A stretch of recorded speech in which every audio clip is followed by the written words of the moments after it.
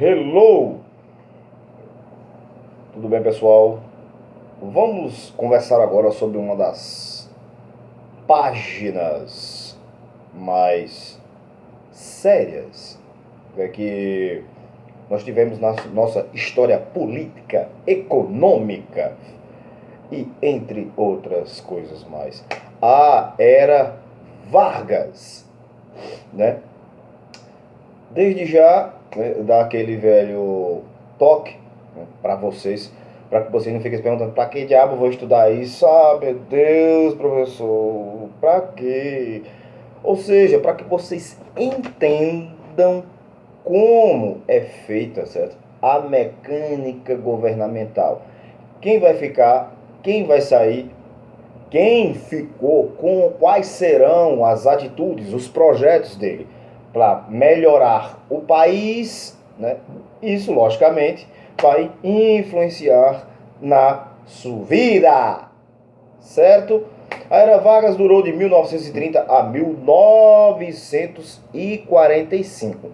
Depois da Revolução de 30, o Treta de 30, o Golpe de 30, enfim, entre outras coisas, certo? Tirando o Washington Luiz da jogada política e agora quebrando com as oligarquias, né? Como é que se diz? Com aquela mecânica do café com leite, né? Que entra fulano de Minas, fica fulano de São Paulo. Sai fulano de São Paulo, entra fulano de Minas.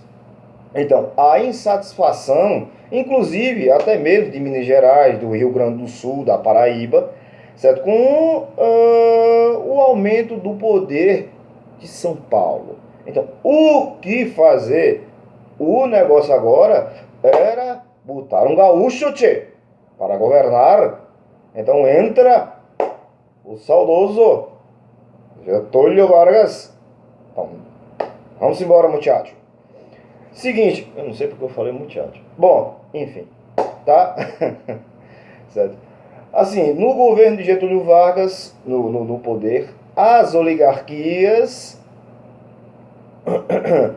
não é que elas iam dizer deixar de existir, né? Elas continuaram existindo, tendo uma certa influência, mas não como antes, porque o poder agora ia ser centralizado nas mãos de um governante, Getúlio Vargas. E ele ia fazer por onde este poder estar em suas mãos. Beleza? Então é o seguinte. A princípio, nós temos o governo provisório, que é este que iremos estudar, certo? Depois nós tivemos o governo constitucional e depois o Estado Novo, que no caso foi o mais sério, mais, como é que eu vou dizer, mais centralizador no sentido, acho, político, assim, né? Sendo até ditatorial, né? Bom, enfim, discussões à parte. Seguinte, você pode lembrar do seguinte, olha. Primeiro, entra Getúlio, organiza as coisas, depois ele se fixa no governo, aí depois ele sai e depois ele volta. Entendeu? Não? Mas daqui a pouco vai ficar tudo claro nas cabecinhas de vocês. Então é o seguinte, certo? Primeiramente, né, hoje o que nos corresponde a trabalhadores, naquela época nós tivemos a legislação trabalhista, a industrialização, que eram reivindicações, como a gente viu, muitas revoltas, né, ao redor do país, justamente por conta disso. Porque a galera trabalhava muito, ganhava pouco, não tinha hora certa de sair, aquele negócio todo, criança trabalhava, mulher trabalhava, enfim. Né? Inclusive, nesse momento agora, as mulheres vão passar a voltar e até se candidatar. Logo no início, Getúlio toma algumas medidas para centralizar o poder. Ou seja, e lógico, diminuir a autonomia dos estados. Aí você vai pensar, mas professor, como assim? Que negócio é esse? Como é que ele vai tirar a autonomia dos estados? Ele vai mandar nos estados agora? Que negócio é esse? Mas por conta que, lembram da política do café com leite, do coronelismo, entre outras oligarquias, outros grupos que governavam o país. Então, ou seja, ele queria tirar esse poder das mãos desse pessoal aí. Tá certo? Então, o que acontece? A partir desse momento aí, certo? Ele faz também, né, a questão da dissolução do Congresso Nacional, né? O Congresso fecha, quem manda é ele, certo? A dissolução das assembleias legislativas estaduais e municipais, a substituição dos governadores, olha o que eu estava falando no instante, por interventores, ou seja, pessoas ligadas a ele, tá certo? Logicamente, voltando para diminuir ou tirar o poder ainda, certo, das oligarquias que ainda controlavam o poder nessas regiões, certo? Vargas também continuou a política do café com leite. Logicamente que ele tinha que organizar algumas coisas. Você pergunta, professor, mas por quê? Porque é o seguinte, lembra da crise de 1929? Lembra? Quebradeira geral, todo mundo quebrou, ninguém comprava nada, ninguém vendia nada, aquela agonia toda. Então é o seguinte, eu acho que o principal, né? O principal produto que nos rendia uma grana e para todo mundo aqui era o café. Então ele tomou para si o controle dos preços e das vendas do café. Inclusive foi até criado o Conselho Nacional do Café em 1931.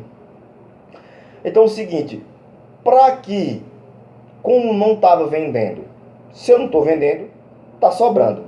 Se está sobrando, vai se perder.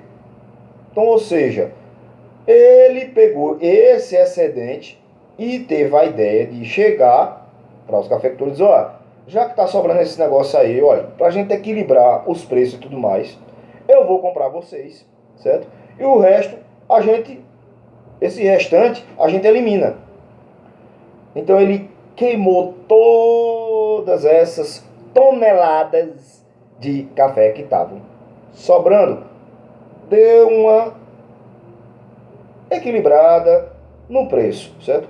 Depois é aquele seguinte, estamos num mundo moderno, não estamos? Então é o seguinte, o país ele não poderia continuar agroexportador. Logicamente que hoje em dia, né, nós somos uma potência, né, agroexportadora ainda, mas isso não é nosso principal carro-chefe, tá? O Brasil já é industrializado, já fabrica um monte de coisa, importa um monte de coisa, exporta um monte de coisa, certo? Quer dizer, exporta, né? Um monte de coisa, muita coisa é fabricada aqui, produzida aqui, etc, etc, tá? Mas voltando naquela época, neste momento agora que nós estamos estudando, tá? Então é o seguinte, inclusive, né, a industrialização do país, ela rendeu um crescimento interessante de 11,2% ao ano. Mas pá? Então, vamos embora. Continuando, então vejam só. O que acontece? No meio de todas essas reformas logicamente, por isso que se chama governo provisório. Vocês estão vendo, pessoal, que ele está organizando, certo? Esse é um momento de organização, certo? De estruturar o governo dele, tá bom? Né? Por isso que é governo provisório. Vamos ver o que a gente muda, como deve ser mudado, como deve ser feito, tá certo? Então é o seguinte, só que, assim, inclusive tem uma discussão assim, entre historiadores que se naquela época realmente teve industrialização ou se a industrialização foi realmente, ela veio a se concretizar um tempo depois.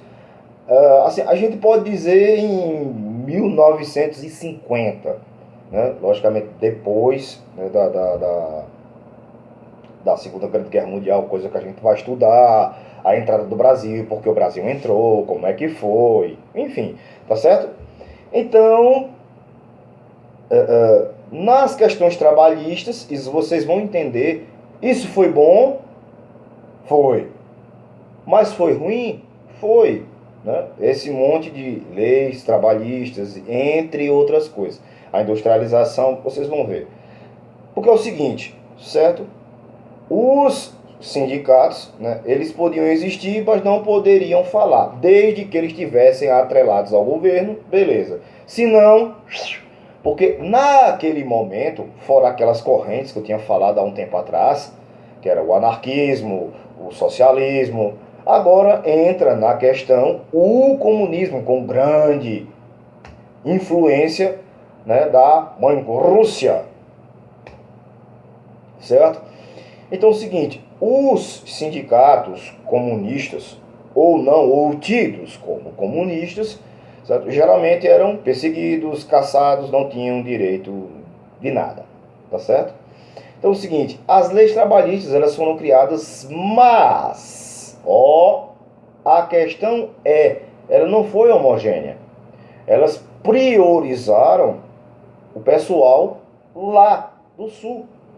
Então, ou seja, os trabalhadores rurais ficaram a Deus dará.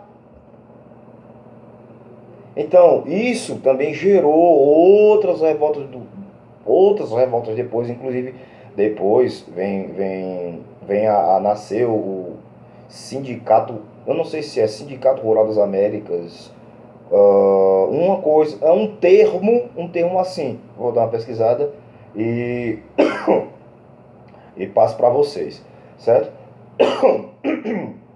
Durante o governo dele teve essas, essas discrepâncias, tá certo? Então, para que não houvessem as famosas mutretas, como eu estou falando, esse é o momento de organizar a casa, certo? Ele criou o Código Eleitoral, certo? Que instituiu umas mudanças interessantes, ou seja, o voto secreto, o voto das mulheres, como eu tinha dito, inclusive a possibilidade das mulheres se candidatarem, certo? E, e junto com o Tribunal Eleitoral, ele também criou outros ministérios também para controlar melhor a coisa, certo? Tipo, Ministério do Trabalho, Ministério do Comércio, Ministério da Educação.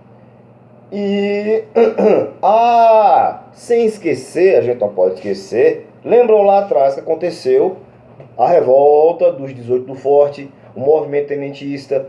Então, certos soldados, ou muitos deles, tiveram anistia, ou seja, o perdão pelas suas rebeldias, né?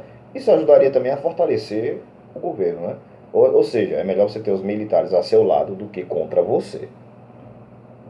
Hein? Ó, né? A cabecinha, né? Então, seguinte, dentro dessa organização política aí, certo? Logicamente que a gente ajeita A, B e C, mas, né, o D meio que vai ficar de fora. Então, o que acontece? Nesse momento agora, ocorre uma grande insatisfação no governo paulista. Aí você fala, mas como? Mas ele não estava organizando as coisas e tudo mais, dando direito às pessoas e tudo mais, organizando a estrutura político-administrativa, né, do país? Sim, mas só que São Paulo, lembram? Café com leite, lembram? Aquele negócio, São Paulo, Minas, São Paulo, Minas, São Paulo, Minas. Então é o seguinte, São Paulo, ela perdeu sua hegemonia. Entenderam? Então, ou seja, e outra coisa, o interventor paulista, o cara que administrava São Paulo, ele não era paulista. Mais uma coisa que deixava os caras mordidos do porco. Certo, mano? Isso não é certo. Certo? Então, Fora essas cocitas, certo? A falta de uma constituinte é quando reúne todo mundo, certo? Reúne todo mundo e esse pessoal ele vai se organizar para montar a Constituição com suas leis, etc, artigos e tudo mais, tá certo, pessoal? Constituinte, tá? Não é a Constituição. Constituinte, a galera vai reunir, né, os projetos de leis e tudo mais para uma nova Constituição, certo? Que a Constituição que nós tínhamos, nesse momento agora, ela foi, né, porque o governo achava que ela era muito molenga, muito flexível, aquele negócio todo, então, certo? Então daí, como eu tinha dito, eles tinham perdido o controle e tal, e tal, e tal, e tal. Então deu início a um conflito muito sério, a Revolução Constitucionalista. Exato. Pessoal correndo armado, trocando tiro no meio das ruas de São Paulo. É isso mesmo. A princípio, eles esperavam, né, apoio de Minas Gerais e apoio do Rio Grande do Sul, tchê. Só que é aquele negócio, né? A gente botou o cara lá. Aí a gente vai tirar o cara lá e vai botar quem? Um brother teu, ou um cara lá do outro estado. Então, rapaz, olha, vê o que é que vocês podem fazer aí. Então, São Paulo lutou sozinho contra as tropas federais, né? Aí você pergunta, sozinho, professor? Ele teve apoio de empresários, pessoas ricas doaram suas joias, que inclusive até tinha uma campanha para que as pessoas ajudassem, né, nesse momento aí da Revolução Constitucionalista. Teve apoio, certo? Inclusive, cafeicultores botaram sua grana nisso tudo, mas eles acabaram sendo derrotados, né, em 1932. Né? Foi quase uma guerra civil, o negócio foi sério, pessoal. Certo? Mas, logicamente, nem tudo são flores, né? Muita gente foi presa, muita gente foi exilada, posta para fora do país, ou jogada lá para os corribocos do Judas. Muita gente perdeu seus cargos, mas Getúlio aceitou sentar-se com o pessoal, trocar umas ideias e ver o que poderia ser feito, né? Colocou um interventor paulista, né? Assumiu as dívidas do pessoal dos cafeicultores, né? Que botaram grana para a Revolução e etc, e aquele negócio todo, certo? E convocou eleições para a Constituinte, né? Quem ia escrever as leis para montar a Constituição. Novamente, só lembrando, tá, pessoal? Certo? Então, começaram a redigir uma Constituição, né, que possivelmente iria surgir em 1934. E daí, aquilo que eu tinha dito a vocês, que Getúlio entra, fica, não sai, mas fica, depois ele sai, depois ele volta. Tá certo? Nesse momento agora, ele entrou, estava se organizando, quiseram dar uma rasteira, mas ele acabou ficando, se consolidando. E a partir desse momento aí, né, tem as eleições, ele é eleito, efetivamente, presidente do Brasil, e começa daí já, né, a nossa fase 2 das aventuras do Brasil, certo? Daí começa o governo constitucional, que nós vamos ver daqui a pouco. Pessoal, espero que tenha dado uma luz aí, tá? E qualquer dúvida, né, é o capítulo 6, tá? Para não estar perguntando, professor, eu não sei qual é a página, capítulo 6, a Era Vargas, tá, pessoal? Tá bom? Abraço, espero que tenha ajudado e daqui a pouco tem mais para vocês. Valeu, tchau!